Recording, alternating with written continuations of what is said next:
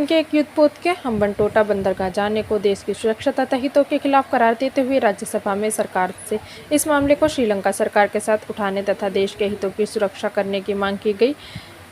मारुमलार्ची द्रविड़ नेत्र कशगम के वाइको ने आज शून्यकाल के दौरान यह मामला उठाते हुए कहा कि श्रीलंका ने चीन के एक युद्धपोत को हम्बनटोटा बंदरगाह जाने की अनुमति दी है। उन्होंने कहा कि इससे भारत की राष्ट्रीय और तटीय सुरक्षा प्रभावित हो सकती है, क्योंकि यह साधारण युद्धपोत नहीं है और हथियारों से लैस होने के साथ साथ यह एक टोही पोत है जो अनुसंधान का भी काम कर सकता है। उन्होंने कहा कि भारत ने श्रीलंका को $40 लाख की मदद दी है और इसके अलावा भी मदद दिए जाने की प्रक्रिया चल रही है।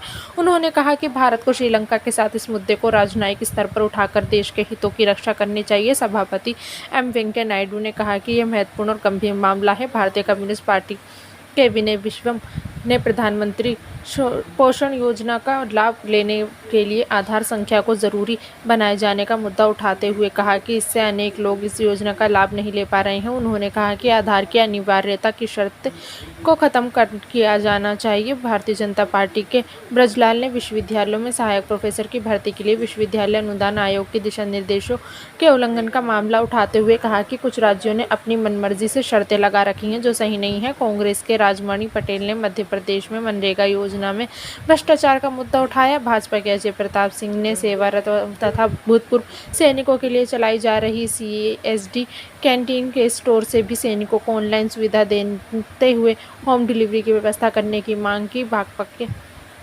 संतोष कुमार पी ने देश में चिकित्सा मुद्रास्फीति का मुद्दा उठाते हुए इससे राहत दिलाए जाने की मांग की। आम आदमी पार्टी के हरभजन सिंह ने अफगानिस्तान में गुरुद्वारे पर हमले का मुद्दा उठाते हुए कहा कि ये सिख समुदाय पर हमला है और सरकार को इस पर ध्यान देना चाहिए। सभापति एम वेंकैया नायडू ने कहा कि यह महत्वपूर्ण विषय है और उम्मीद है कि विदेश मंत्री इस पर ध्यान देंगे। भाजपा के लक्ष्मीकांत वाजपेयी ने सामान्य वर्ग को आर्थिक आधार पर दिए गए 10% आरक्षण को सही कदम बताते हुए इसमें रह गई एक कमी को दूर करने की मांग की। उन्होंने कहा कि अन्य वर्गों को मिला आरक्षण के तहत अधिकतम आयु में भी 5 वर्ष की छूट दी गई है, जबकि सामान्य वर्ग को अधिकतम आयु में छूट नहीं दी गई। उन्होंने कहा कि सरकार को इस वर्ग को अधिकतम आयु में 5 वर्ष की छूट देनी चाहिए। भाजपा के कैलाश सोनी ने नीम यूरिया की चोरी का मुद्दा उठाते हुए कहा कि इस पर रोक लगाने के लिए सीधे किसानों के खातों में अनुदान राशि जमा की जानी चाहिए। उन्होंने कहा कि इससे चोरी के कारण हो रहे 6,000 करोड़ रुपए के नुकसान को रोका जा सकता है और किसानों को नीम यूरिया की आपूर्ति भी सुनिश्चित की जा सकती है।